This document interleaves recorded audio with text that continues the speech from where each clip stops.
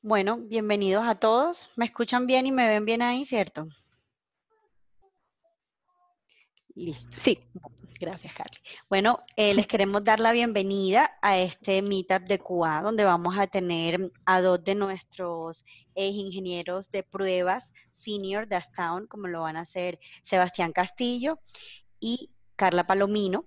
Les agradecemos de verdad mucho por haberse conectado, por estar aquí presentes hoy. En la parte de abajo, como podrán ver, vamos a tener la casilla de preguntas de QA. Ustedes pueden ahí levantar su mano y dejar su pregunta escrita, mientras que Carla y Sebas van haciendo su presentación y ellos al final van a revisar esta casilla para responder a sus preguntas.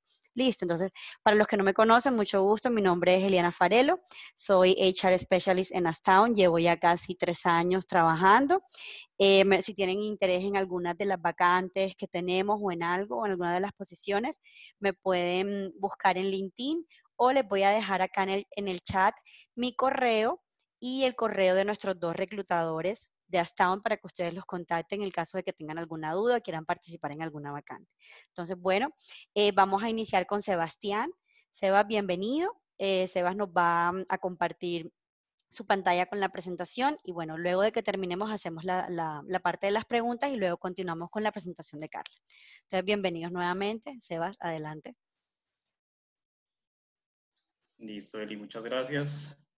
Vamos a iniciar entonces. Listo. Ahí pueden ver mi pantalla, espero que sí. sí. Sí, él la pone. Listo. Bueno, buenas tardes para todos y todas, de nuevo. Mi nombre es Sebastián Castillo, ingeniero QA Senior en Astown Commerce, ya por más de 3 años, un poquito más de 3 años. Y bueno, aquí van a ver un poquito más sobre mí. Han sido más de 9 años en el área de QA. Dentro de Astown 3 años. Dentro de esos 3 años pues he estado en diferentes proyectos grandes, pequeños, en donde por ejemplo solo hay un QA o hay muy pocos. Y más que todo la experiencia en Astown ha sido en temas enfocados en Salesforce. También durante este tiempo en varios proyectos he estado con el rol de QA Lead. Y bueno, y nos fue muy bien en el bootcamp anterior. Estuve como uno de los instructores de este bootcamp, el primero en Colombia. Algunos hobbies que ven ahí, el trekking, el yoga, la salsa, y bueno, espero disfruten esta presentación, a pesar que está enfocada en ingenieros junior o middle. La idea es que si alguno de ustedes no tiene ninguna experiencia en el área de pruebas o tiene muy poca, igualmente creo que las dos presentaciones van a ser muy útiles, entonces espero sean de su agrado. Vamos a empezar. La primera parte es el análisis y la lectura de requerimientos. Quiero también decirles que estas partes son muy amplias. Estos dos temas son muy amplios, entonces en tan corto tiempo no se va a poder hablar sobre todos los temas, pero voy a enfocarlo mucho en lo que hacemos en el día a día y de acuerdo a eso, pues lo van a ver ustedes también reflejado en algo útil como experiencia. ¿Por qué es importante este tema de requerimientos y la información? Siempre recordemos que un documento de alta calidad nos va a conducir a un producto de alta calidad. Eso es lo primero. Entonces, al recibir nosotros una documentación precisa, por lo general en Astown tenemos una buena experiencia y un proceso muy fuerte y maduro de análisis de requerimientos, los cuales tenemos VAs o ingenieros de requerimientos que se encargan de esta tarea. Sin embargo, hay otros, en otros proyectos, o de pronto ustedes lo han enfrentado en otros proyectos, el QA en algunos casos toma este rol. Entonces, lo primero es entender que el documento que nos están dando tiene la información concreta y precisa de lo que se va a hacer. Por ejemplo, en este caso, si vamos a recibir un documento que es para aprender o saber cómo vamos a hacer una cerveza, pues entender que no nos están dando algo, no sé, cómo hacer una pizza o algo así. Entonces, eso es lo primero que vamos a ver, que el documento sea efectivamente enfocado al desarrollo o a la finalidad que necesitamos. El segundo tema es, aquí mismo quiero resaltar tanto el rol de los VAs o ingenieros de requerimientos como los otros stakeholders. Normalmente al tener esta documentación, esta información se ve verificada por varios de los líderes o stakeholders aquí que van a participar en el proyecto. Aquí hay un flujo básico. Normalmente tenemos una entrada. Esa entrada son los requerimientos que nos da el cliente o que nos dan los ingenieros de requerimientos o VAs. Dentro de eso, ya cuando se genera algún tipo de documentación, tanto sea un requerimiento de negocio como un requerimiento técnico, esta información es verificada por un grupo de personas que normalmente son todos los que están involucrados en el proyecto. En parte técnica, por ejemplo, sería el líder de QA, el líder de desarrollo, por lo general el arquitecto, el project manager. Si hay mucha interacción entre diseño, entonces estaría un UX, un UI y un frontend. Y así, después de que estas personas todas están de acuerdo en que el documento es correcto y tiene ciertos atributos que ya vamos a ver, se da como verificado y es ahora se convertiría en vez de una salida en nuestra entrada para el paso a diseño. Esto lo vamos a ver muy seguido, que es cómo cada persona ve un requerimiento. Entonces, muchas veces nosotros, desde QA lo podemos entender de una forma, el cliente lo ve de otra forma, desarrollo de otra forma. Entonces, es muy importante que ese documento, que ya viene con mucha calidad, se supone, después de esta verificación, no sea ambiguo y pueda ser presentado para todos y todos trabajemos sincronizados hacia el mismo fin. También hay que entender que nosotros trabajamos en una empresa, en este caso multinacional como Aston, y nuestro idioma inglés pues, debe permitir que los documentos también sean claros en cuanto a idioma y no se preste para ambigüedad. Aquí vamos a ver algo de eso.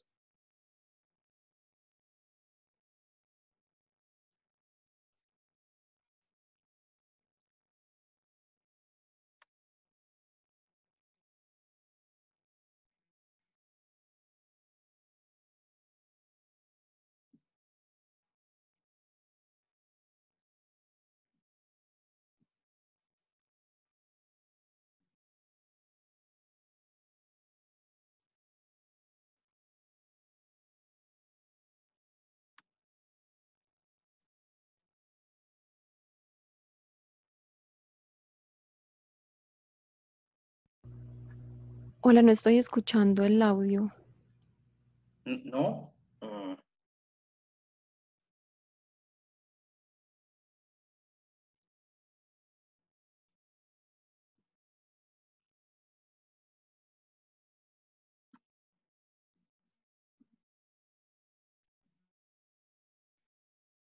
Again. My friend has disculpe, creo que no se estaba escuchando el audio. Ahora sí. A retornar, lo vamos a ver. Once a stronghold of forces loyal to captured dictator Saddam Hussein, the city of Tikrit, here in northern Iraq, is now firmly under the control of American forces. Or is it? These members of the Iraqi resistance movement, still loyal to Saddam Hussein, think otherwise. The Americans tell lies. Each day our forces grow stronger. Each day we move closer to our goal of driving the infidel... What are they? Nothing, carry on. Driving the infidels from our motherland. We are not afraid to... Are they subtitles? They are, aren't they? No. Well, what do I need subtitles for? Can't you understand what I'm saying? I studied English at the bloody American University in Cairo. Well, obviously I can understand what you're saying. Oh, you see how they condescend to us with their subtitles. Oh, maybe it's teletext, you know, for the hearing impaired. Teletext? No, a lot of TVs come with teletext nowadays. Wait, say something again. My friend has an 80... Hey, how come he doesn't need subtitles? Well, obviously he's comprehensible. No, and I'm not! Look, if you... I speak perfect English. She sells seashells by the seashore. Peter Piper picked a peck of pickled peppers. Round the ragged rocks, the Oh! The situation remains as dangerous and volatile as ever here in northern Iraq. While the rebuilding continues... What? I can't understand you speak English. Where are your subtitles now? Oh, you think you're so good. Look at me! I don't need subtitles! Kerry Downs, Iraq. Shut up! Bueno, esa parte la enfrentamos mucho, sobre todo también hay temas culturales que a veces hay que ver, pero si todos manejamos un idioma común, al menos en la empresa como en Aston, que es el inglés, también la idea es que esa información, tanto que se transfiere en medios físicos como en reuniones que tenemos, sea totalmente neutra y no se preste para malinterpretaciones. Por eso es importante tener en cuenta estos tipos de características en los requerimientos. Varias de las que vemos aquí pues son solo algunas, pero son de las más importantes. Entre ellas, pues que el documento esté completo, que sea correcto, que sea realístico o que se pueda hacer en realidad, que sea entendible, y esta parte es importante no solo para hay ingenieros senior o middle, normalmente vamos a tener personas que están entrando a cada proyecto y debe ser entendible para ellos, que no sea ambiguo, al compartirlo con varios grupos debemos tener la misma idea de qué se va a realizar, por supuesto que sea testeable o probable, y algo importante también es que sea atómico y que venga con una secuencia y que esa secuencia nos va a permitir luego realizar nuestros casos de prueba o iniciar con la etapa de diseño en general. ¿Qué debemos tener en cuenta también acá en el área al recibir nuestros requerimientos?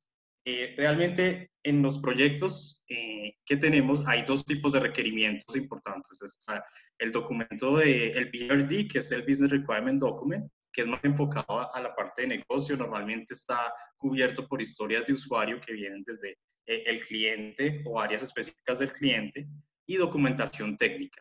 Cuando identificamos ese tipo de documentos, lo importante también es ver qué necesidad tiene el cliente y si ese documento está representando todo lo que él nos indica.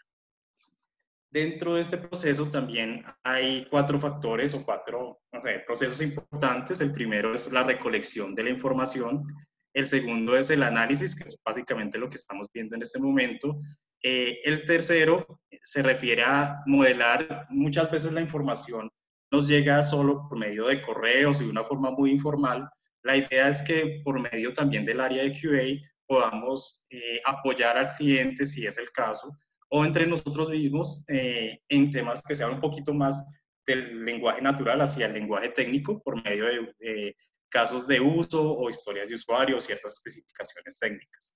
Y al final, pues como veíamos anteriormente, normalmente tenemos una reunión final en la que los equipos entienden que el proceso pasó de varias verificaciones, posiblemente se levantaron muchas preguntas o se hicieron cambios, y al final tenemos un documento completo y preciso para lo que necesitamos en la etapa de diseño.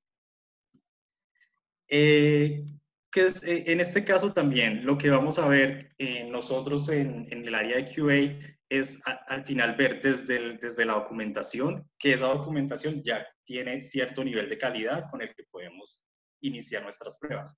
Hay que entender también que desde el mismo requerimiento, desde esa etapa tan temprana, podemos empezar a identificar defectos o podemos identificar también riesgos inclusive, y podemos levantar como esa información para el equipo, documentarla y pues de acuerdo a eso tener ciertos cambios o pues levantar esos issues para que sean resueltos.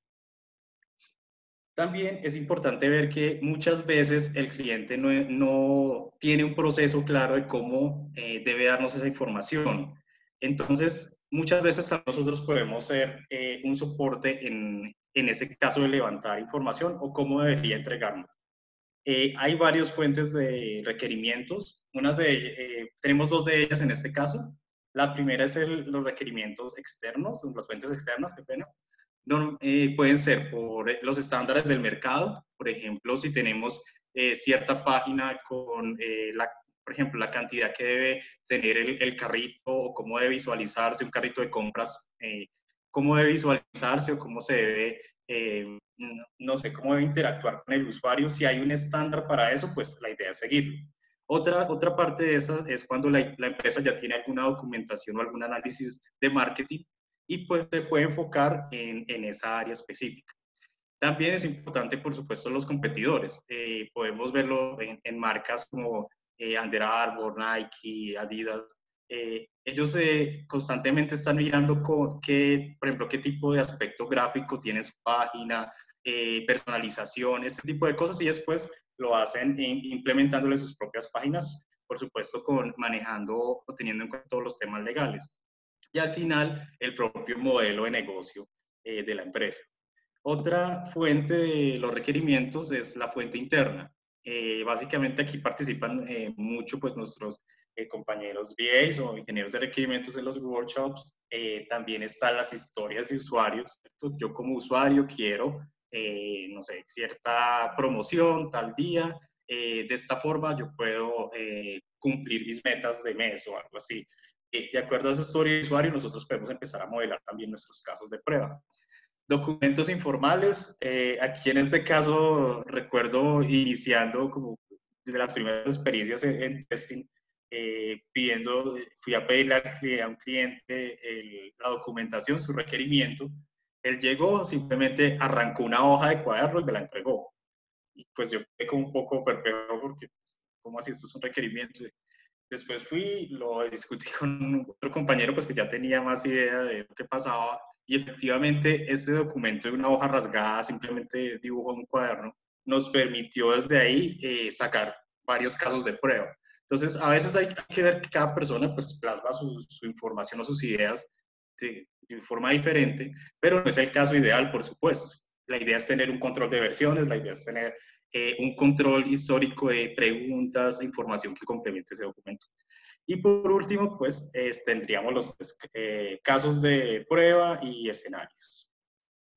Listo, esta parte pues sería la primera en cuanto a requerimientos. Vamos a pasar a técnicas de diseño. Como les digo, voy a tratar de enfocarme más en los casos prácticos, pero es un área muy amplia. Aquí lo vamos a ver. O sea, nada más en esto tenemos técnicas de diseño que son estáticas y dinámicas, specification based. En este caso, pues básicamente la diferencia es en que una parte se ejecuta, otra se hace sin ejecución, y vamos a ver 3 ejemplos de specification based. Tengo aquí también que remarcar que specification based básicamente también lo que conocemos como black box o pruebas de entrada y salida. En este caso, la primera vamos a ver que es Equivalence Class Partitioning. Esta técnica nos permite de un amplio aspecto, de un amplio rango de datos que podemos tener, porque tenemos que tener en cuenta también que en el área de pruebas, casi en todo el proyecto, pero en el área de pruebas normalmente el tiempo es limitado, ¿cierto? El tiempo es limitado y tenemos que ver cómo utilizar nuestro tiempo de una forma óptima. Y también aquí es bueno tener en cuenta que, de acuerdo, pues uno de los 7 principios también del testing, del software testing, es este testing exhaustivo que no es posible. Entonces, estas técnicas nos van a permitir optimizar nuestro tiempo y tomar ciertos rangos de datos que podemos incorporar a nuestros diseños. El primero, en este caso, lo vamos a ver, simplemente es una partición entre rangos o clases, las cuales pueden ser, en este caso, como ejemplo, estamos tomando de 1 a 10 como una clase válida, y para la demás información la tomaríamos como inválida, ¿cierto? Aquí está como la base, la condición, que serían entradas y salidas, y normalmente pues es, como lo decíamos anteriormente, en algo que estamos ejecutando. Lo último también puede ser, hay personas que ya saben por su proceso de experiencia o porque han trabajado en otros casos que siempre que ingreso ciertos tipos de datos o cuando recreo esta prueba, falla. Entonces, si ya nosotros por conocimiento de experiencia de un proyecto similar sabemos que es posible que el nuevo sistema o la nueva página se comporte de la misma forma, pues podemos utilizar esa data e incorporarla a nuestros diseños. Listo. Vamos a verlo. Es básicamente los rangos que tenemos entre las particiones, unas válidas y otras inválidas. Aquí tendríamos 3. Algunas de las ventajas, entonces el número de casos se reduce. También no tenemos que enfocarnos en grandes sets de data, simplemente con una pequeña porción, eso nos va a representar el comportamiento de la clase. Y también nos ayuda, así de esa misma forma, a tener un dominio de toda esa clase y asumir que ese caso ya presenta ese comportamiento y pasa o falla de acuerdo a esa prueba. El caso práctico lo vamos a ver ya en un momento, sin embargo es para que tengan ustedes en cuenta simplemente aquí la identificación de las 3 particiones, el rango de datos que tenemos y cuál para nosotros sería un rango de datos válido o inválido. Listo. Teniendo, este es como un complemento de esa parte de equivalencia de particiones. En este caso también están los valores límites o boundary values, o tema de rangos, también es conocido.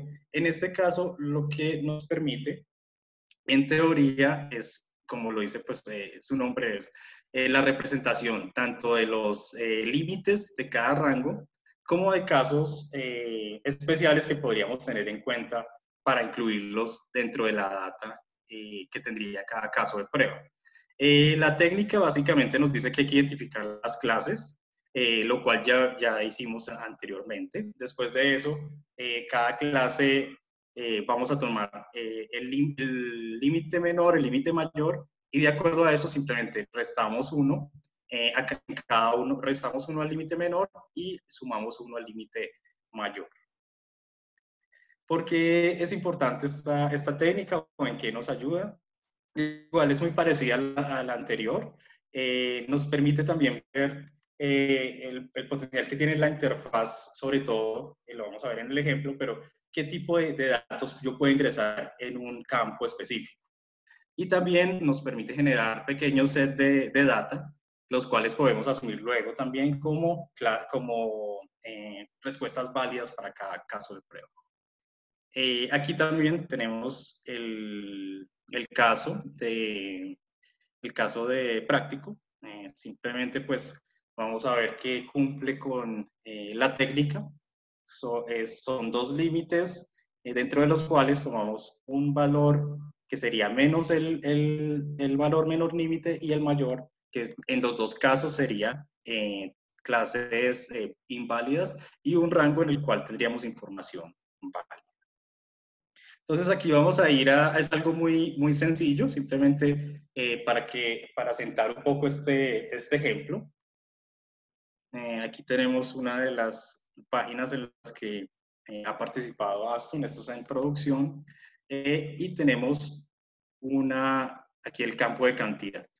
Lo que hacemos, por ejemplo, simplemente es intentar dentro de los rangos, por ejemplo, si yo le coloco 0, ver cómo puede reaccionar y vemos que en este caso el primer valor que nos daría como ese límite y un valor válido sería el 1. Después de eso, así yo no tenga la experiencia, no sepa, no haya interactuado con esta página, puedo colocar cualquier valor extraño que quiera. Intentar ver y vemos que el máximo aquí sería hasta 110, ¿cierto? Entonces, si yo intento colocar 112, ya vemos, en este caso nos coloca, bueno, ya un mensaje de stop y no nos permite continuar con esta información. Si le colocara, por ejemplo, 250, no sé,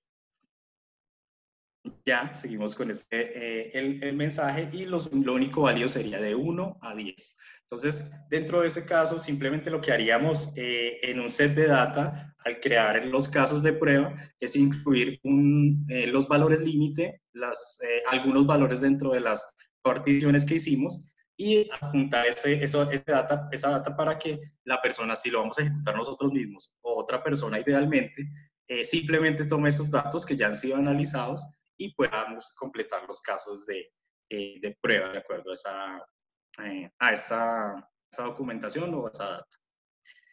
Listo. En este caso, también tenemos esta última, la última técnica en nuestra presentación, que es State Transition. Esta técnica se ve muy sencilla, pero a la vez que es sencilla, nos ayuda mucho, sobre todo a las personas cuando están ingresando al proyecto. Primero, cuando estás ingresando o al área de pruebas o ingresando a un proyecto como junior, ayuda mucho a entender cómo funciona un sistema o cómo está funcionando en realidad la página y cómo la puedo recorrer. Esto es un poquito diferente a lo que se haría, por ejemplo, con un caso de exploratory testing. En este caso, tenemos los estados, que sería básicamente en las páginas o las condiciones que vamos a a representar o que vamos a ver dentro de un proceso. Normalmente nuestro proceso más básico en el e-commerce es el checkout, o en el que más, digamos, tomamos atención, no tanto básico, pero en el que más tomamos como atención a la prueba. Hay una transición que representa el cambio dentro de esos estados. Hay un evento, y esos eventos normalmente tienen un activador, que puede ser en muchos casos un link, un botón o una condición. Y después de esto ya vamos a ver cómo funciona en general el sistema. Aquí voy a mostrarlo también como en la página, pero simplemente aquí pues voy a mostrarles también una pequeña tabla y lo miramos un poco ya más aterrizado en la página. ¿Qué nos permite este caso? Como lo decía anteriormente, familiarizarnos con el software, ¿cierto? Y definir como casos, inclusive hay muchas personas que hacen como mapas mentales y toman ciertas ramas hacia dónde se podría ir, por ejemplo, un checkout, en caso de que una persona utilice un sistema de pago diferente o esté dentro de un rango de clientes que tiene un price book diferente, cierto tipo de cosas de esa forma que nos pueden ayudar. Este es el diagrama es un diagrama pues básico de lo que sería la secuencia de un checkout o de una compra, ¿cierto? Que podemos hacer desde cualquier e-commerce. Aquí el estado pues básico, iniciamos pues desde un estado null, pero vamos a tener aquí cada uno de los estados, la transición y lo que queremos ver en cada evento. Por ejemplo, el primer caso pues es añadir el producto al carrito. Después de eso pues sería ya el carrito. Cuando hemos añadido nos puede mostrar un modal de login. Ahí es importante, por ejemplo, que solo en esta parte, digamos tan sencilla, ya podemos verificar algo. Por ejemplo, si yo quiero añadir un producto al carrito, debe haber un botón añadir o debe haber un botón que nos permita hacer que este evento se cumpla. Si este botón, por ejemplo, lo inhabilitamos, ¿por qué razón podría ser? En uno de los ejemplos podría ser que nosotros efectivamente ingresemos a una página, añadamos el carrito, pero el botón, por ejemplo, de checkout o de compra esté inhabilitado. Una de esas opciones puede ser que la opción que acabamos de seleccionar está agotada o no tiene inventario, ¿cierto? O de pronto puede estar también bloqueada por el mismo usuario, por el mismo cliente. Entonces, ya ahí vemos que en solo ese caso tan básico, ya podemos identificar como ramas por las que nos podemos ir para empezar a crear nuestros casos de prueba, por las que nos podemos ir para pensar en casos como extraños que podrían pasar, solo en lo más básico. Desde aquí pues ya lo pueden ver, es simplemente el proceso después de un login, shipping page, y bueno, ya lo vamos a ver un poco aquí en la página.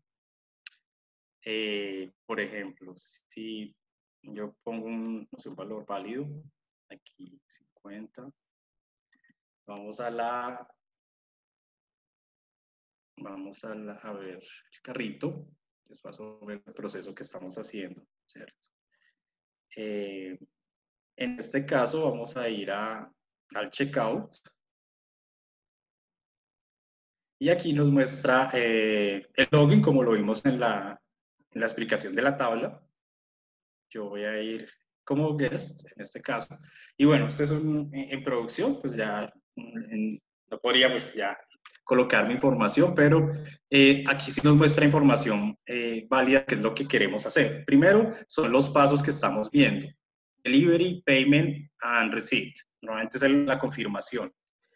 Esto, como lo ven, es un proceso básico de una compra que nosotros podríamos ver aquí. Por ejemplo, si yo quiero pasar al siguiente caso, normalmente en algunas páginas pasar a la siguiente, para pasar a la siguiente página como Payment, podría estar inhabilitado o deshabilitado, ¿cierto? Pero en este caso, por ejemplo, vemos que no está deshabilitado, pero ya identificamos los valores mandatorios y sin los cuales no podría pasar, o habría que ver cuál es la otra funcionalidad que podría tener este tipo de botón además de continuar.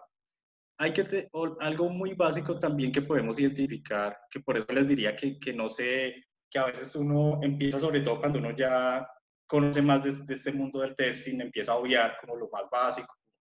A veces tenemos casos de pruebas, sobre todo para cuando preparamos la data para automatización, en la cual se presenta todo el proceso, por ejemplo, en este caso como checkout. Y resulta que nosotros al ingresar al payment podemos colocar, no sé, un tipo de tarjeta, Visa, Mastercard, pero también normalmente nuestros usuarios tienen un tipo de tarjeta propia.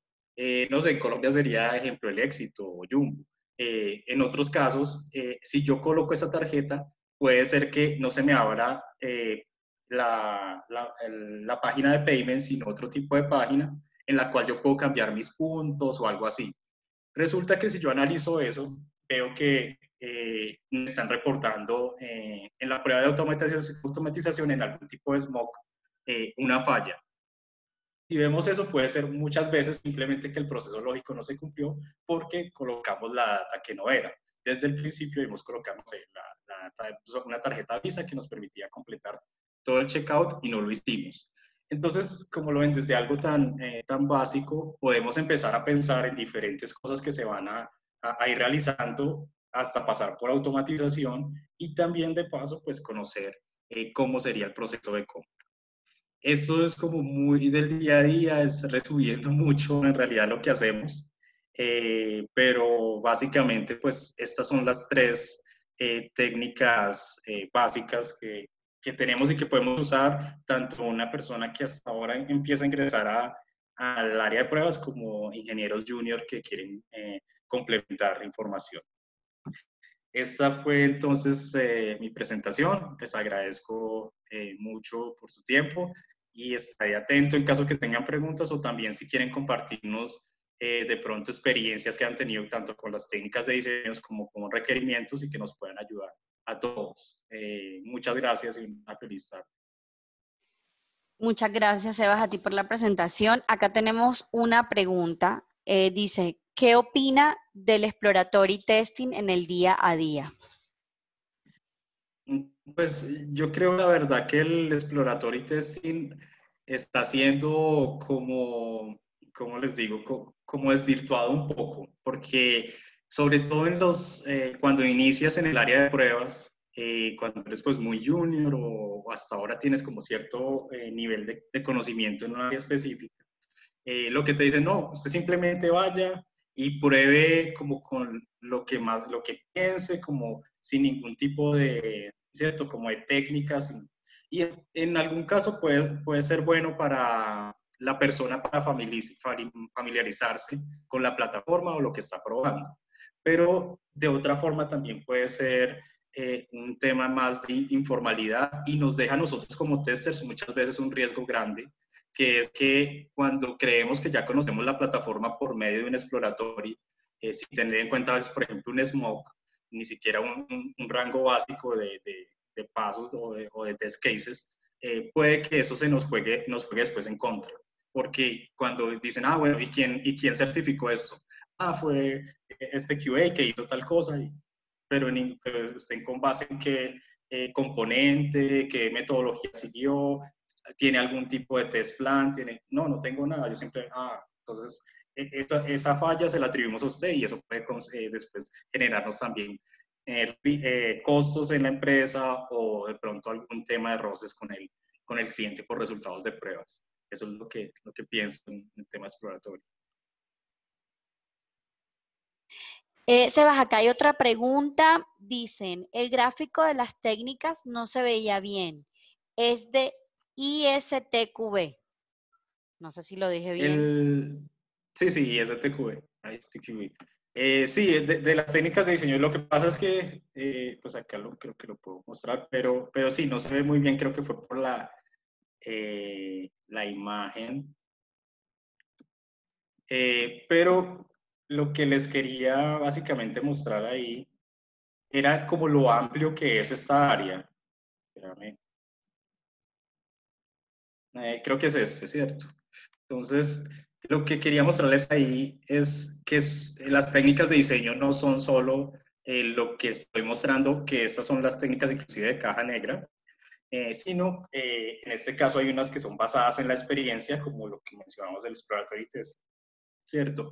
Y hay otro tipo de técnicas que son las estáticas. Esas estáticas, por ejemplo, me parecen muy interesantes porque a pesar que no todos los ingenieros de pruebas o los QAs o QC tienen todo el conocimiento en código, muchas veces hacer una prueba estática a un código, por supuesto teniendo una base lógica de cómo es la programación, puede ser, puede darnos una gran ventaja porque podemos encontrar errores tempranos que pueden, primero, pues, reducir costos y segundo, darnos como cierto contacto más fuerte con el área de desarrollo, entender cómo ellos están eh, realizando pues, su programación, no siquiera con el ánimo de juzgar o de decir que algo está mal, simplemente demostrarles que pronto hay cosas que podemos mejorar desde el principio y que el QA puede estar como, digamos, como un recurso valioso en cada una de las fases.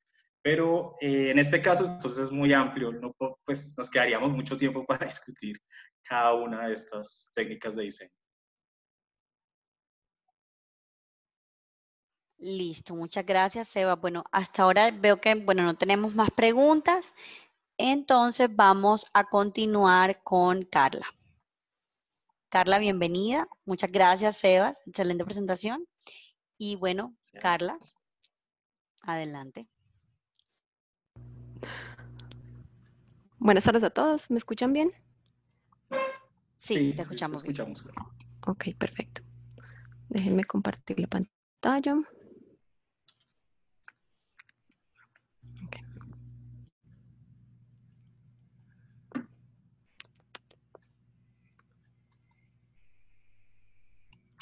Y por favor me indican si ya están viendo. Sí, Carly, sí, sí vemos. Listo, perfecto. Muchas gracias.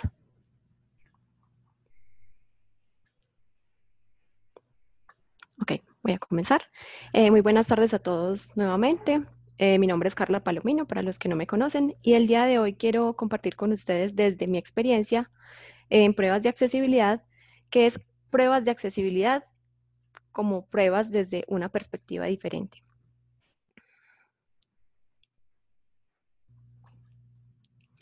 Bueno, como agenda para el día de hoy o temas que quiero compartir con ustedes en este webinar, primero que todo quiero introducir algunos conceptos acerca de pruebas de accesibilidad que nos van a permitir más adelante desarrollar una estrategia en pruebas.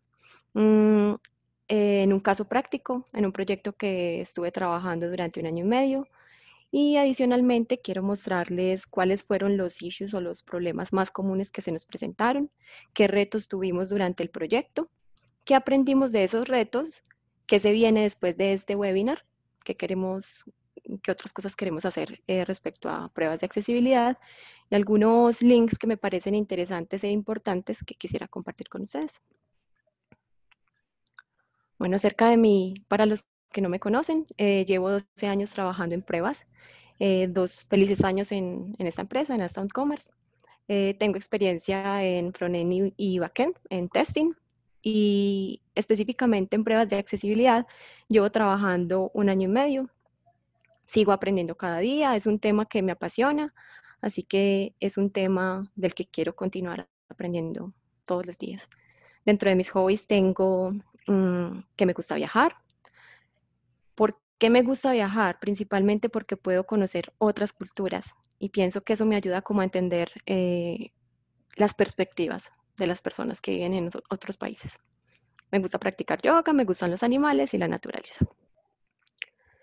Bueno, en esta diapositiva que quiero como comenzar a introducir el tema de accesibilidad y me gustaría que participaran en este poll. Voy a lanzar un poll en este momento. Listo. Déjenme ver. Listo. Por favor, van a revisar estas 3 imágenes y me van a decir desde su perspectiva si consideran que la implementación de accesibilidad fue exitosa o falló. ¿De acuerdo? Ya la voy a lanzar y les voy a dar 20 segundos para responder.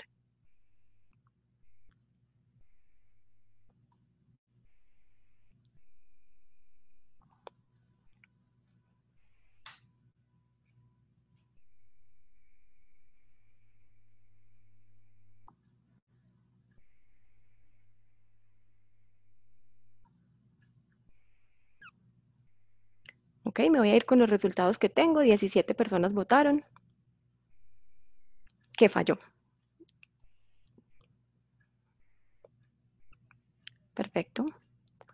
Bueno, les voy a explicar más o menos cómo, sí, estamos de acuerdo en que falló. En este punto, en la primera imagen, es una imagen real, es en un parque en Canadá. Podemos ver que hay marcas, ¿sí? Hay marcas en lenguaje braille, por lo cual podríamos suponer que fue implementada correctamente. Pero resulta que cuando los usuarios se fueron a ubicarse en el mapa, usuarios con discapacidades, encontraron que las marcas no tenían relieve. En esta, por ejemplo, vemos que hay una rampa, lo cual permitiría de pronto una buena accesibilidad. Sin embargo, vemos que la rampa está muy empinada, puede suponer accidentes para los usuarios. Y en esta última imagen tenemos una rampa también para personas con discapacidad motriz. Sin embargo, vemos que este poste está impidiendo el paso correcto de la persona. Entonces, coincidimos todos en que falla. A continuación, quiero introducir unos conceptos básicos, ¿sí? El primero de ellos es, ¿qué es la accesibilidad?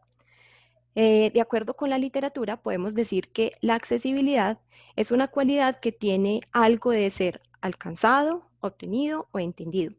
Ese algo es más accesible si es más fácil de hacer, ejecutar o entender. Este concepto aplica en muchos entornos, como vimos en las imágenes anteriores, aplica pues como en la vida real, ¿sí? También aplica para lo que son los sitios web o el contenido web. ¿Qué significa accesibilidad en páginas web? Este concepto no dista mucho del concepto en sí mismo de accesibilidad. Nos indica qué tan fácil o entendible es para los usuarios con discapacidad hacer uso de un sitio web. La accesibilidad hace parte de la usabilidad, concepto con el que de pronto frontends, diseñadores o algunos de los QA ya tienen como, de los ingenieros de pruebas tienen como, están más familiarizados. Podemos decir siempre que decimos que un sitio web es más accesible, podemos decir que es más usable. Sin embargo, si decimos que es más usable, no es posible decir lo mismo, que es más accesible. Para que un sitio web sea accesible, hay que tener dos puntos principalmente en cuenta. El primero de ellos es que se pueda navegar el sitio web con el teclado o utilizando una tecnología asistiva como es un screen reader, o que los elementos en la página que se encuentren marcados apropiadamente con un lenguaje de marcado como HTML para que posteriormente se puedan hacer uso de tecnologías asistivas como los screen readers. Bueno, ahora quiero entrar en detalle en lo que respecta a accesibilidad en la web. Quiero introducir varios conceptos que posiblemente ya hayan leído o que de pronto encuentren conocidos. Pero existen 4 principios fundamentales dentro de la implementación de accesibilidad. El primero de ellos es que el sitio web sea perceptible. ¿Qué quiere decir? Quiere decir que la información y todos los componentes del sitio web sean mostrados al usuario de manera entendible. Que sea operable, quiere decir que sea fácil de usar, que sea entendible, quiere decir que por diferentes usuarios con diversas discapacidades, el sistema sea intuitivo y fácil de manejar. Y por último, que sea robusto o que sea compatible. Adicionalmente existen estándares internacionales, los cuales definen 12 guidelines o lineamientos. Estos lineamientos técnicos están relacionados cada uno con los 4 principios. Adicionalmente, estos lineamientos lo que permiten o lo que van a facilitar es tener en cuenta esas 5 discapacidades fundamentalmente. Discapacidad visual, discapacidad física, discapacidad cognitiva, discapacidad por analfabetismo y finalmente discapacidad auditiva. Dichos lineamientos son bastante generales, por lo cual es necesario hacer como uso de unos criterios o lineamientos técnicos, serían más como requerimientos. Estos requerimientos están también definidos en dichos estándares. Actualmente tenemos 61 criterios posibles. Acá pueden encontrar, más adelante les puedo compartir este link, van a encontrar una referencia pues como a todos los criterios.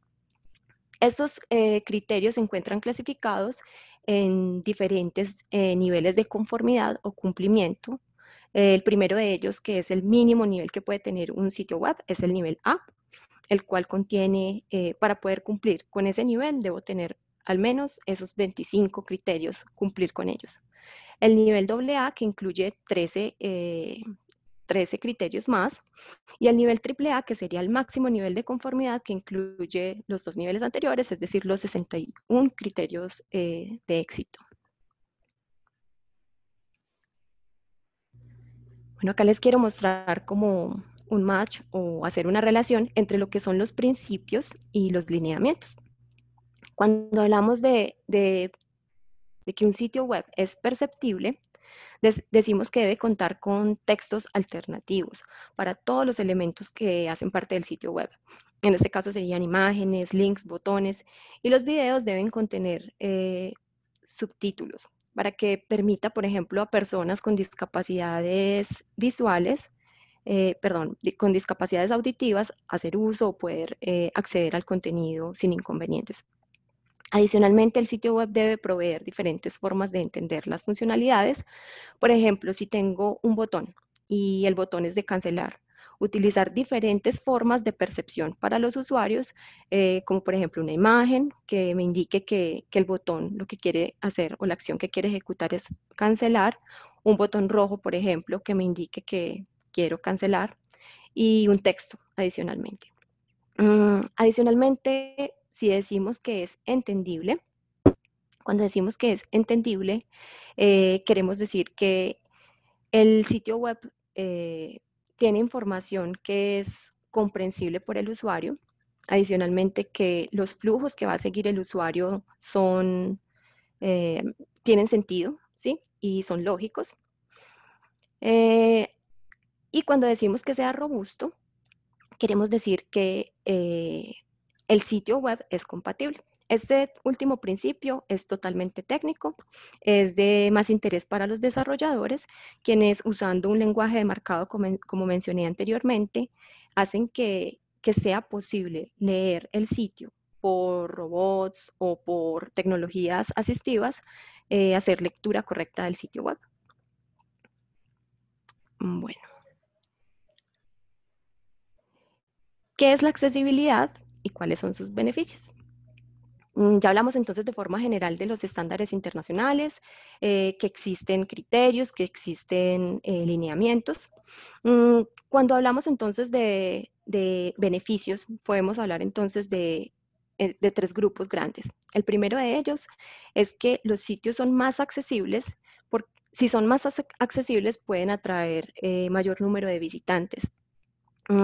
Se calcula, y de acuerdo con algunas estadísticas, entre un 15 y un 20% de usuarios en los Estados Unidos son usuarios que tienen alguna discapacidad. Adicionalmente, la reputación de los sitios puede mejorar considerablemente si este ofrece una mejor experiencia de usuario. El segundo beneficio es que, dado que existen leyes que rigen a ciertos países, rigen a ciertos tipos de sitios web, estas leyes acogen a las personas con discapacidades para evitar discriminación. Hay leyes más incluyentes para que todos los entornos sean más incluyentes. Las compañías pueden evitar demandas y multas por el incumplimiento de dichas leyes. Y por último, como mencionamos en un slide anterior, la accesibilidad hace parte de la usabilidad. Por tal razón, si su implementación ofrece una mejor experiencia de usuario a todo el público, es decir, a usuarios con discapacidad y sin discapacidad, entonces es mucho más ventajoso para los sitios web. Acá les hablo entonces que también permite tener unas mejores búsquedas o trae una ventaja para el CEO. De pronto para muchos no es como muy claro qué significa esto, pero nosotros que trabajamos como en sitios web, con e-commerce, esto está relacionado como con los motores de búsqueda. Al tener textos más claros dentro del sitio web, los motores de búsqueda van a poder interpretar de una mejor forma el contenido que que se encuentra en el sitio. Por lo tanto, va a ser incluido, el sitio web va a ser incluido en muchas más búsquedas y por ende va a ser mostrado en los resultados que aparecen al inicio, por ejemplo, en Google o en los buscadores. Bueno, respecto a objetivos de pruebas de accesibilidad. Si nuestros clientes deciden implementar accesibilidad, entonces, ¿cuál sería el propósito de nosotros como QAs, como ingenieros de pruebas dentro de los proyectos? El primero es que vamos a dar soporte transversal a todo el equipo de pruebas desde el inicio del proyecto. Vamos a mantener a todo el equipo informado de todos los hallazgos durante las pruebas, desde el inicio hasta el final. Y por último es que vamos a hacer parte de la validación y verificación de los criterios, que estos se cumplan de acuerdo con los estándares que se definieron con el cliente al inicio del proyecto. Ay, perdón. Okay. A continuación les quiero presentar la estrategia de pruebas que, digamos que manejamos durante un caso práctico que tuvimos. Inicialmente quiero mostrarles, compartir un contexto. Este proyecto, he estado trabajando en este proyecto por 1 año y medio. Por temas de confidencialidad no tengo permitido compartir el nombre del sitio web. Sin embargo, les puedo decir que es un sitio web para compra de productos, un e-commerce, que se encuentra, bueno, en Estados Unidos, es un sitio de Estados Unidos. El scope el scope del sitio web o el núcleo es privado. ¿Y por qué les digo esta información? Esta información es necesaria para poder identificar y saber qué leyes rigen a ese país, qué leyes rigen a ese tipo de sitio web y qué leyes rigen a un sitio web que sea privado.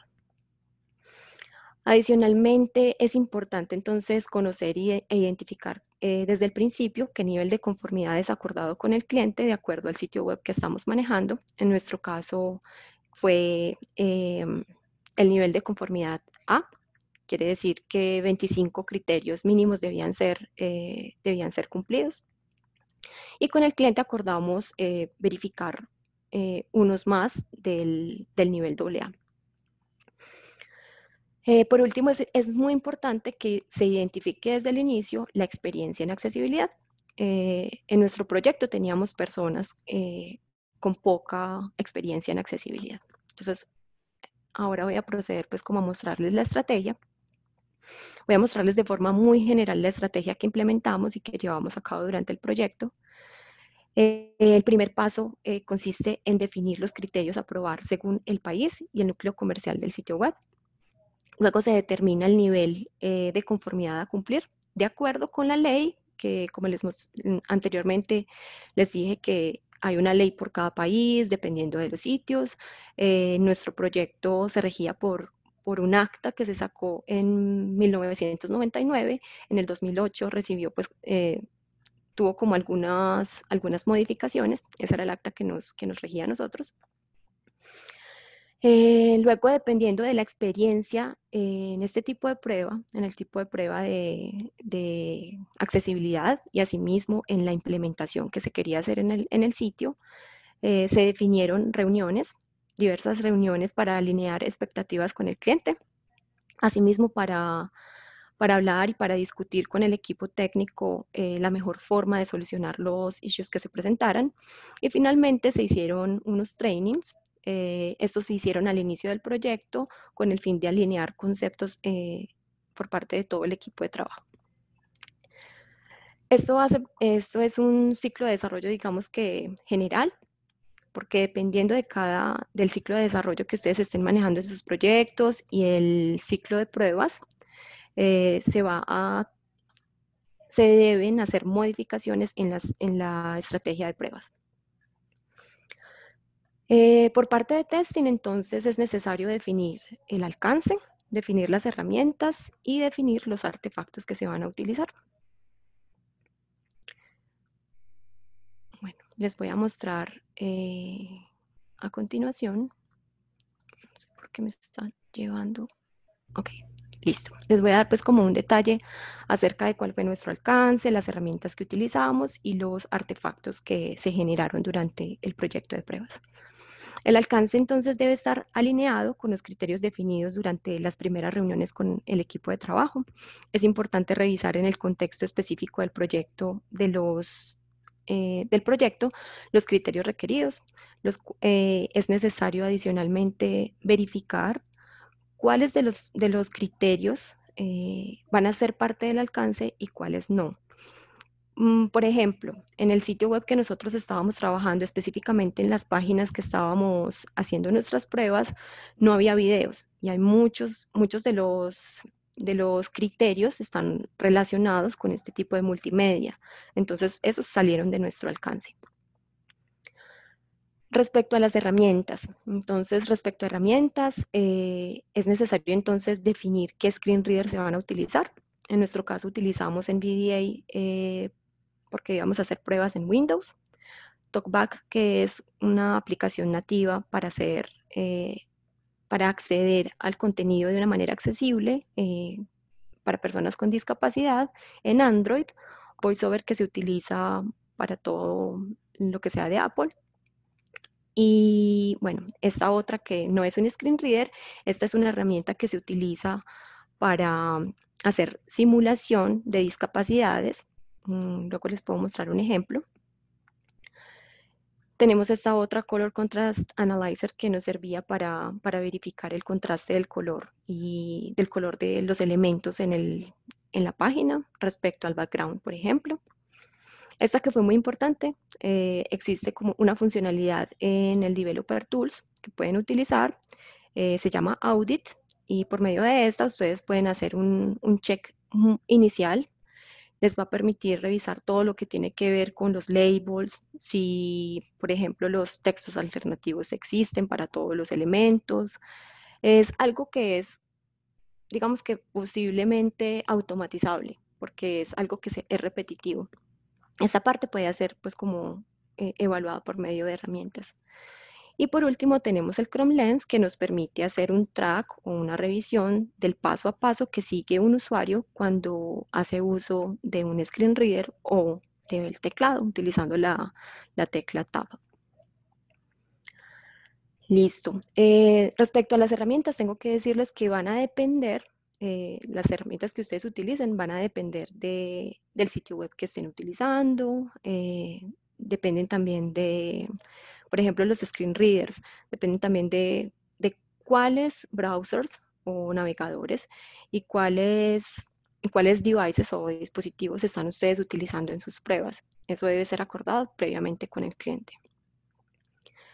Bueno, y en la parte de artefactos, en nuestro caso creamos un corto documento que podría llamarse como un plan específico para este tipo de prueba de accesibilidad. Allí detallamos el alcance, detallamos la estrategia a seguir por cada una de las etapas de pruebas. Creamos casos de prueba generales, un caso de prueba por criterio y por página, por cada una de las páginas que iban a ser verificadas dentro del proyecto. Adicionalmente, seleccionamos todos los flujos de trabajo que estaban definidos en nuestros documentos iniciales o especificaciones iniciales y creamos test cases para ellos también. Durante la ejecución creamos defectos muy detallados haciendo referencia al criterio que estaba fallando en ese momento y dando una referencia técnica haciendo uso de toda la información que ustedes pueden encontrar en los estándares que actualmente existen.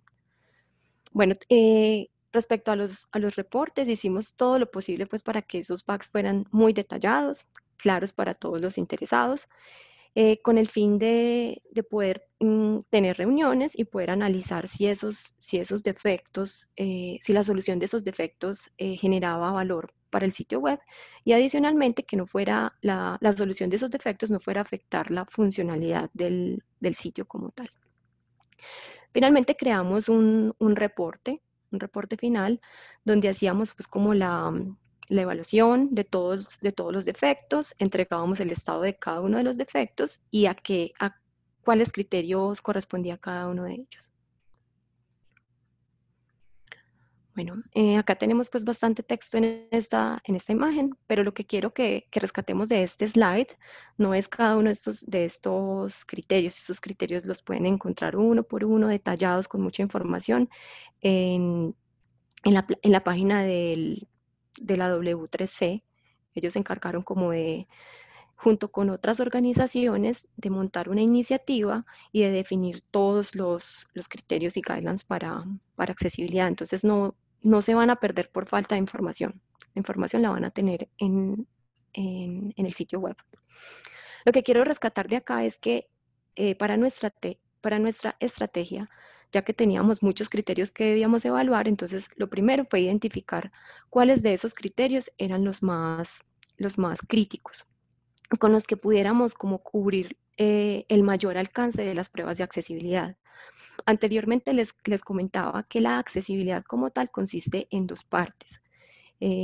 Una es verificar que los elementos que se encuentran en el sitio web sean leíbles, ¿sí? Quiere decir que estén marcados correctamente, que generen pues como valor al cliente, al usuario final como tal.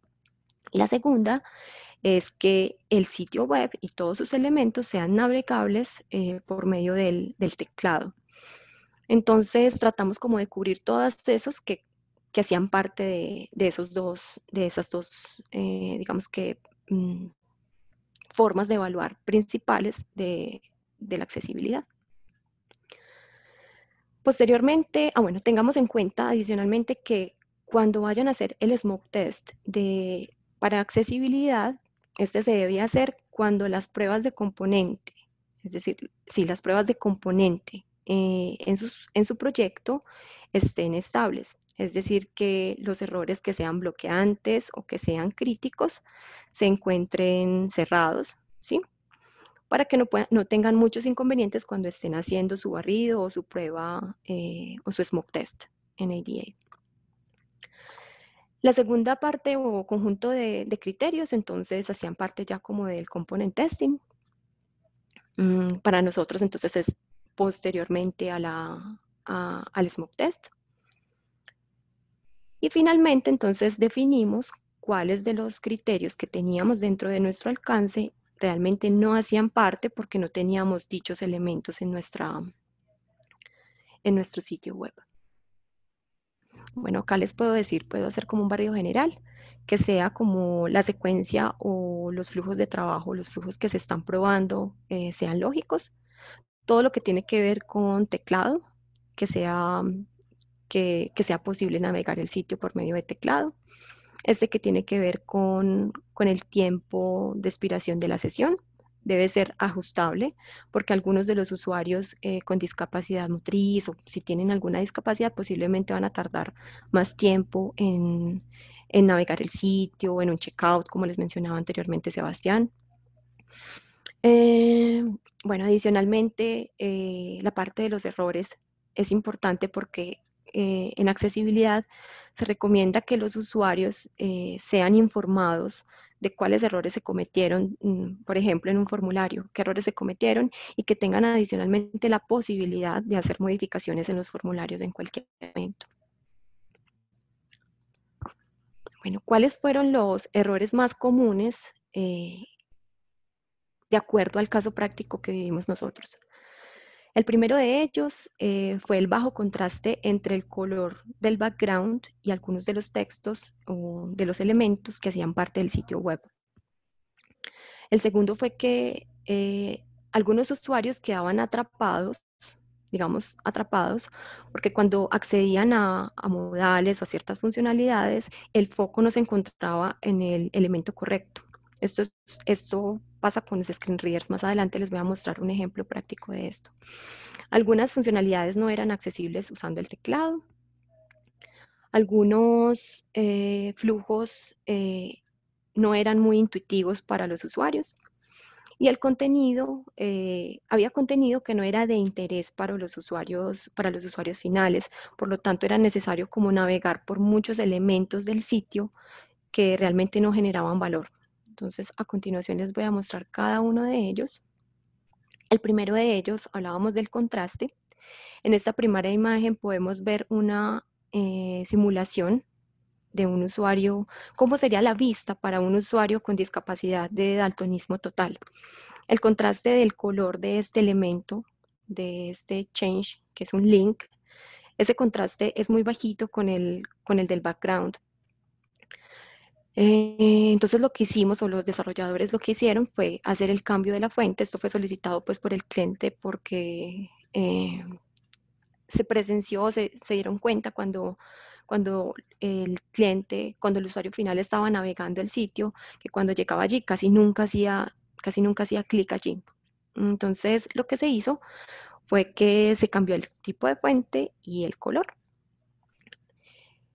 En esta última imagen, en la tercera imagen, pueden evidenciar que incluso para un usuario que no tiene una discapacidad visual, es mucho más claro si está utilizando, digamos que un sitio que sea accesible. En este caso, la funcionalidad de este Change Link, o este link llamado Change, es mucho más clara también e intuitiva para el usuario.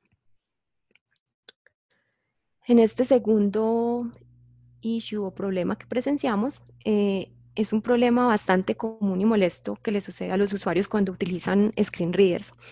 Se quedan atrapados, como les mencioné, por ejemplo, en este caso, en un modal. ¿Qué pasó acá? El usuario estaba navegando el sitio con su teclado, utilizando usualmente la tecla Tab, ¿sí? Llegó al link de detalles, Details, y acá presionó Enter.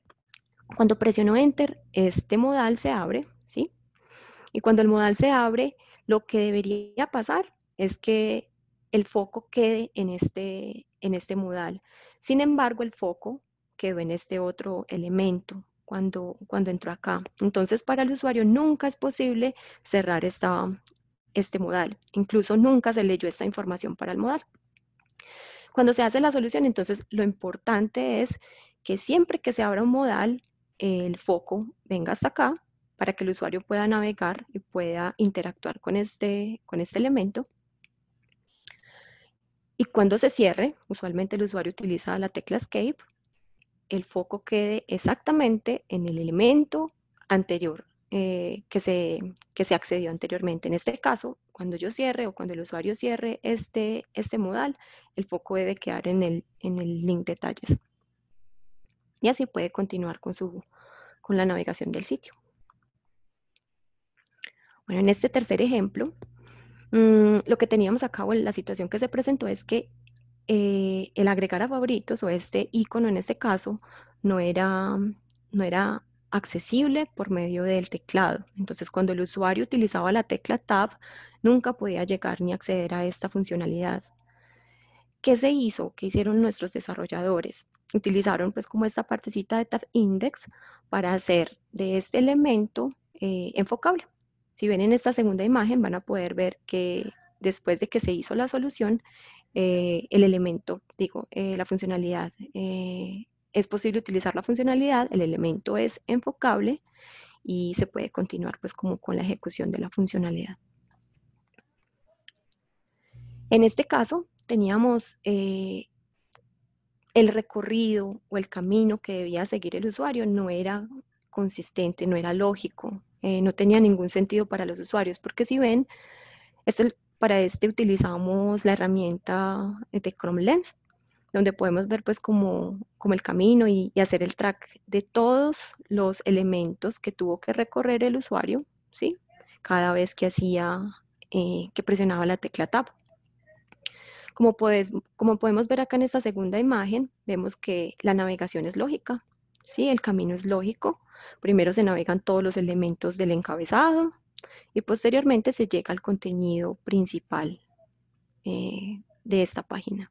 Esta página es un carrito, ¿sí?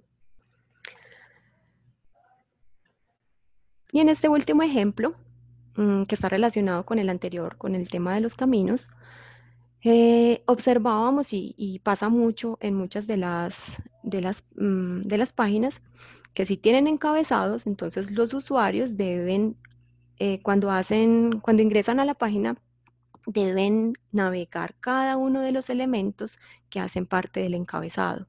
Sin embargo, acá pueden ver que son muchos, digamos, están presionando muchas veces la tecla Tab. Son muchos pasos los que deben seguir hasta llegar al contenido principal o al contenido que el usuario realmente quiere ver, ¿sí? Entonces, simplemente acá pueden ver en esta imagen que simplemente haciendo un cambio, incluyendo esta parte en el código y poniendo un skip to main content, que lo que hace es que hace como un anchor, un salto al contenido principal de la pantalla. El usuario puede ahorrar muchos pasos y se puede pues como ahorrar bastante tiempo y llegar a lo que realmente le necesita. Bueno, ¿qué retos tuvimos durante nuestro proyecto, específicamente con las pruebas de accesibilidad? Durante el proyecto tuvimos varios retos, les voy a mencionar algunos. El primero de ellos estuvo relacionado con el alcance y las expectativas del cliente respecto al tema de accesibilidad. ¿Qué consejo les damos acá? Que hagan reuniones tempranas con sus clientes, que levanten todas las preguntas que tengan respecto a accesibilidad, respecto a cuáles criterios se van a tener en cuenta, cuáles van a aplicar, cuáles van a ser las posibles soluciones que se den, cuáles defectos van a ser atendidos y cuáles posiblemente no. Que hagan las preguntas desde el inicio del proyecto de desarrollo. Nuestra participación para este tipo de pruebas debería ser desde que se están levantando los diseños. Bueno, adicionalmente, si vemos que el equipo no se encuentra alineado, vemos este segundo reto que tuvimos, teníamos personas que tenían mucha, poca o nada de experiencia en accesibilidad, en su implementación y en pruebas, tanto en el cliente como en el equipo de trabajo.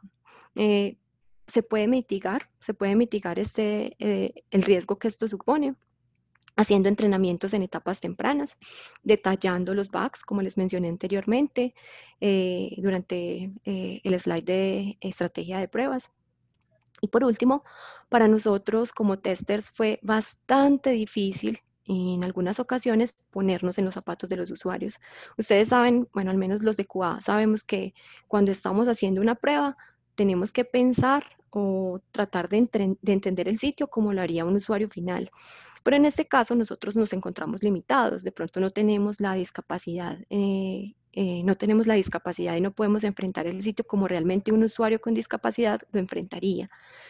Existen herramientas, como les mencioné anteriormente, que nos permiten simular esas discapacidades, no todas, pero la mayoría pueden ser simuladas. Personalmente, lo que yo hacía era que me cerraba los ojos a veces y miraba y trataba como de interactuar con la aplicación desde mi celular. Los invito a que lo hagan alguna vez. Pueden abrir su celular, si tienen un iPhone o si tienen un Android, pueden utilizar una herramienta, digamos una aplicación nativa dentro de sus móviles. Y esto les va a ayudar como a tener como más empatía y a realmente entender cómo una persona con discapacidad, por ejemplo, visual, se enfrentaría realmente al sitio web.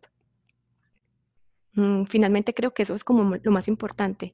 Me permitió como entender cómo los usuarios con discapacidades enfrentan los sitios y cuál es su perspectiva. ¿Qué aprendimos? Accesibilidad no es aplicable y no es útil únicamente para personas con discapacidad. Personas sin discapacidad también se pueden ver beneficiados con la implementación de accesibilidad. La accesibilidad debe considerarse desde el inicio de los proyectos en todas las etapas de desarrollo y nuestra participación como ingenieros de pruebas debería ser desde el inicio. Los hallazgos de accesibilidad o el informe final debe involucrar a todo el equipo de trabajo para determinar cuál es la mejor solución, ¿sí? Para no afectar ninguna otra funcionalidad y que realmente las soluciones sean efectivas y que agreguen valor al sitio web. Y por último, considero yo que la clave para probar la accesibilidad es comprender la perspectiva de los usuarios finales. Bueno, acá tengo algunos links que considero interesantes e importantes, se los puedo compartir por el chat. Y muchísimas gracias. Listo, Carly, muchísimas gracias a ti. Acá en la parte de preguntas tenemos dos preguntitas, no sé si las estás viendo. Espérame un momentito. Bueno, igual yo si quieres te la leo. Dice. Bueno, perdón, bueno, dale. me salté no, de dale. esta. Dale, míralas tú misma, tranquila. Chicos, lo que se viene, hoy fue de pronto como un abrebocas, como un pequeño brochazo acerca de lo que fue pruebas de accesibilidad, pero queremos hacer un taller práctico en el que podamos enfrentarnos a como a un sitio web y podamos hacer las pruebas como tal, hacer uso de algunas herramientas.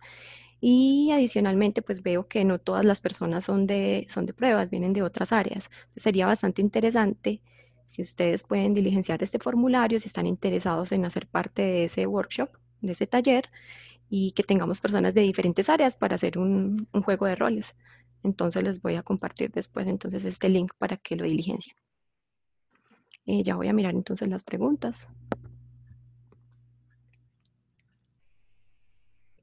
No,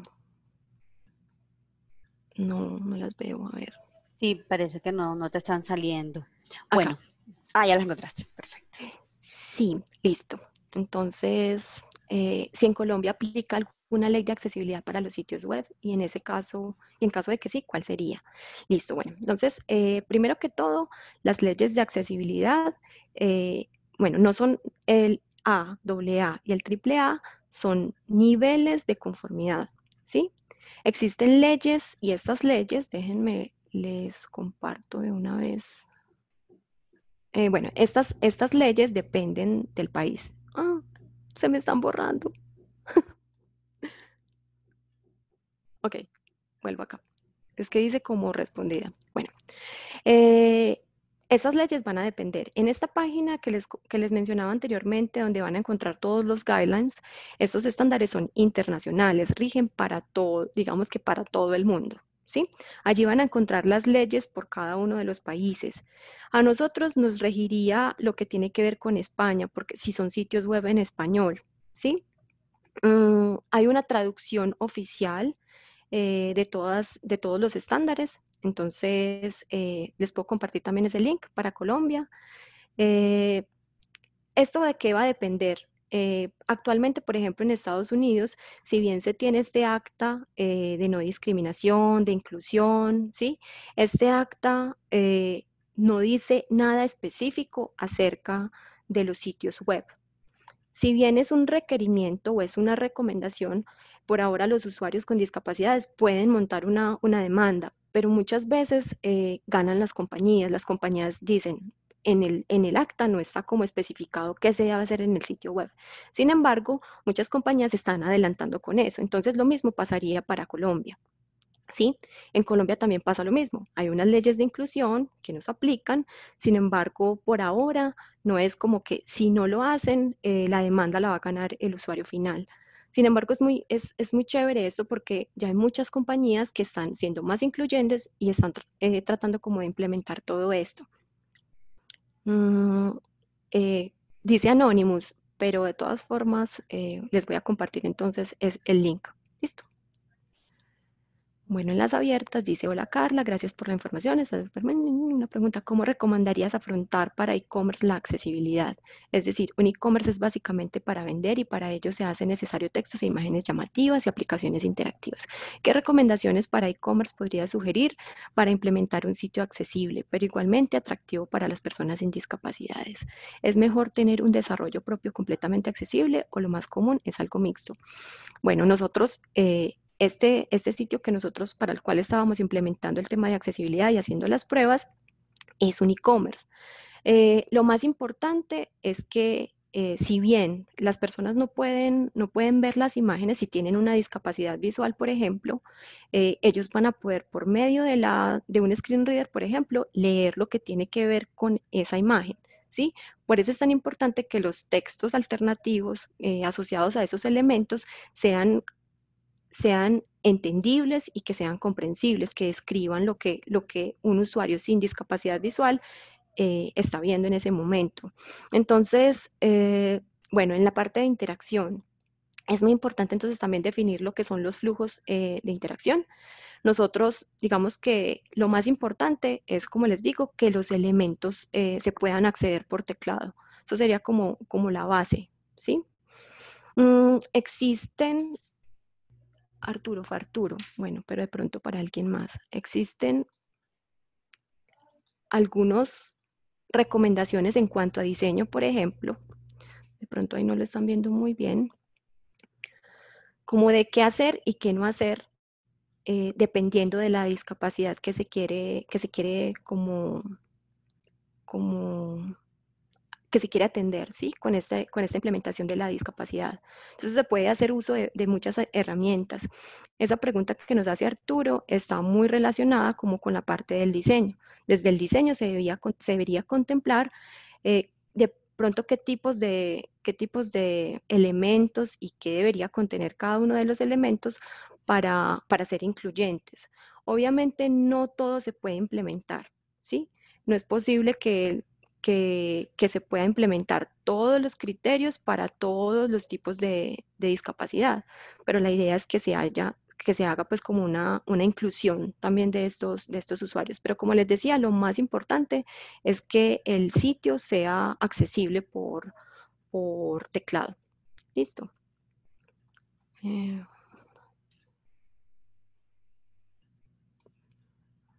Otra pregunta. Los enlaces finales y el del formulario de inscripción para el workshop van a ser enviados al correo. ¿Puedo enviar el del workshop por acá? No sé, Eliana, ¿es posible tener como una lista de los que atendieron el webinar? Sí, en el mismo correo donde les enviamos la invitación, allí se los podemos enviar. Perfecto. Entonces, al que me hizo esta pregunta, que no sé el nombre, la respuesta es sí, puedo enviárselos por allí.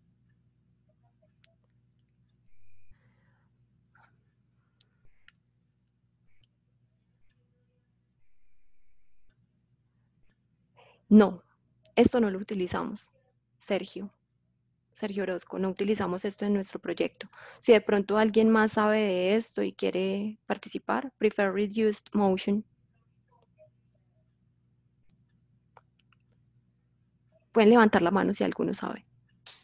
Alejandro Villegas tiene la mano levantada. No sé si nos quiere hacer una pregunta. Bueno, dijo vos porque sos tan tesa. Oh, por Dios. Vos Pero porque sos tan ¿alguno tesa. sabe esto? ¿Alguno sabe de esto? En mi proyecto no lo utilizamos. Prefer Reduced Motion. Si de pronto alguien quiere participar y quiere enseñarnos. O Sergio, ¿quieres hablar? Sergio Orozco. Dice que sí, entonces ya lo voy a habilitar desmutear. para que pueda hablar, sí. Perfecto. Listo, Sergio, ya ahí puedes conversar. Bueno, sí. Entonces, primero, eso no lo utilicé en una página como tal que haya hecho con gran accesibilidad, solamente con mi blog personal. Estuve leyéndolo porque cuando no tiene muchas animaciones, es posible que hayan personas que, por ejemplo, sean personas que los elementos que se mueven mucho en pantalla, ¿cierto? Okay. Así que como que les dé dolor de cabeza. No me acuerdo ahora mismo cómo se llama ese puntualmente. Como que no Sí, puede que parpadear. Que no puede titilar, sí. Ajá. Exacto. Entonces, cuando uno tiene una animación muy llamativa, puede que ese tipo de usuarios no les caiga bien. Entonces, ¿qué soluciones hay? Una de las opciones es, para cuando no tiene un cierto tipo, cuando ya sé que tiene ese tipo de animaciones, utiliza esa media query para decirle al navegador de que el usuario puntualmente prefiere que las animaciones se reduzcan al máximo y que las animaciones que aparezcan sean lo mínimo posible, que no haya tanta movilidad dentro de la página. Entonces, los efectos de titilación, uno normalmente lo que hace es que coloca dentro de un bloque de media query, como haría como un responsive, con más width, mid width, lo que hace es que metes también los keyframes que son relacionados con animaciones muy llamativas. Para eso es que se utiliza. Es un tipo de media query. Así como el Prefer Dark Mode, para cuando tú tienes un sitio que cambia de claro a oscuro. Es muy similar. Son preferencias del usuario que se trabajan a través de media queries.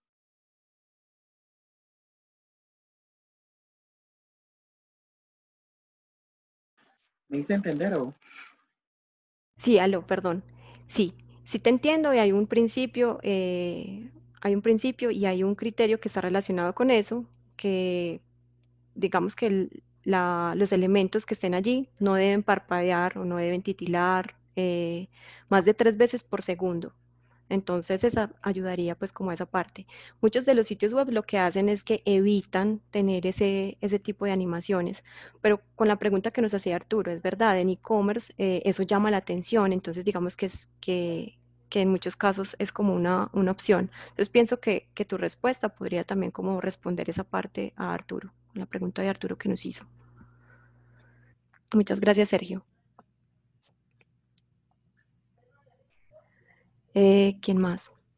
¿Alguno más tiene una pregunta? De todas maneras, muchachos, muchas gracias pues como por la atención. Espero que no se hayan aburrido mucho y si tienen preguntas, si quieren implementar algo en sus proyectos, mi información de contacto está acá. Me pueden escribir al LinkedIn o a mi correo. Les puedo dar también mi correo personal. El tema me interesa bastante y pienso que es como un tema en el que nunca se termina de aprender. Los que me conocen saben que me gustan mucho las pruebas, pero esta específicamente como que siento que estoy haciendo algo chévere, algo bueno por los proyectos. Muchas gracias. ¿Alguien tiene más preguntas? Ok. Pasa la guía esa de lo que hacer y no hacer. Ok, les voy a mandar el link. Listo. Y es muy importante lo dentro. Ok, listo. Creo que ahí ya quedaron las respuestas para las preguntas, Eli. Perfecto, muchísimas gracias, Carly. Y bueno, muchísimas gracias a todos por haberse conectado, por sus preguntas, por estar pues tan atentos e interactuando. Como saben, pues vamos a estarles enviando más información a sus correos. Estén pendientes también de nuestro Facebook, Instagram, donde vamos a estar posteando información de próximos eventos que vamos a tener. La idea es que queremos seguir pues haciendo más y los esperamos en el workshop, como les comentó Carla. Y bueno, muchísimas gracias nuevamente por haberse conectado. Que tengan una excelente noche. Gracias. Chao.